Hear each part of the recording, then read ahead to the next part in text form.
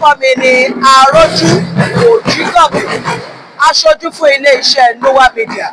Mo wà ní ìlú Òwu níbi ìparí ọdún oṣù, níbi tí kábíyèsí ọba wa onímọ̀ ẹ̀rọ Michael Adéṣína fi ẹsẹ̀ rajó. Wọ́n máa jógbẹ̀dú ọba, ìyẹn ìlú kábíyèsí tìbílẹ̀ gangan. Níbi ọdún yìí náà ni bàbá wa máa ti dé adé ìbílẹ̀, adé ìṣẹ̀ǹbáyé.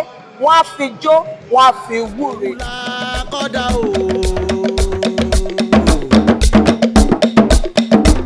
Òwu la kọ́dà o.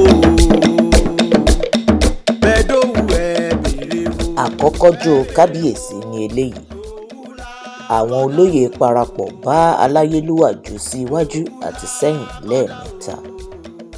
Ìgbà kẹta ni wọ́n fi àwọn ṣàkì aláràǹbarà mú kábíyèsí wọlé láti paradà àti láti lọ sí ojú òṣì ìlú, bó tilẹ̀ jẹ́ pé wọn ò gbà wá láàyè láti ka abala náà sínú fọ́nrán. Lẹ́yìn èyí, wọ́n tún fi ṣàkì aláràǹbarà mú kábíyèsí wọlé láti jókòó pẹ̀lú adé ìṣẹ̀ǹbáyé lórí wọn. Àwọn olóyè, àwọn ọmọ àti ará ìlú jó lọ kí kábíyèsí ní méjì, mẹ́ta, mẹ́rin àti bẹ́ẹ̀ bẹ́ẹ̀ lọ. Òwu mi wò, ọba Òwu lérí òwu mi wò, wọ́n fẹ́ kó gun jàwú òwu mi wò, òwu onísùúrù, òwu la kọ́dà o. Òwu la kọ́dà o. Bẹ́ẹ̀dẹ̀ fẹ́ kàtó o.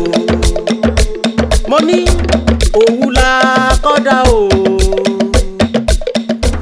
Lẹ́yìn èyí ni wọ́n ṣí gbẹ̀dú fún ọba láti jó, èyí tó túmọ̀ sí òpin ọdún oṣù ní ìlú Òwu Ìjẹ Bú.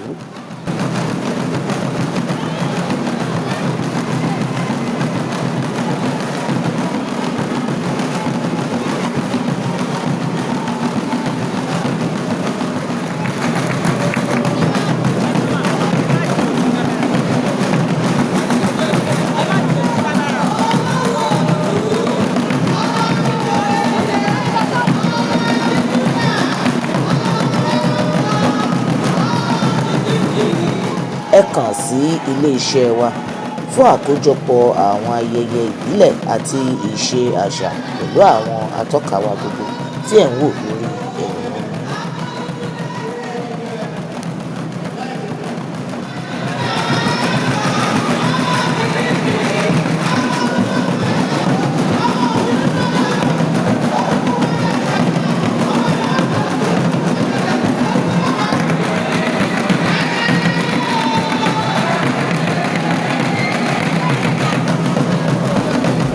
Gbàdúrà fún bàbá wípé wọ́n túbọ̀ pẹ́ lórí àpèrè. Ìlú Òwu Ìjẹ Bú á máa gbòòrò sí i. Àwa tá a wá lọ́dún yìí náà la máa wá bá bàbá yọ ayọ̀ ọdún tó ń bọ̀.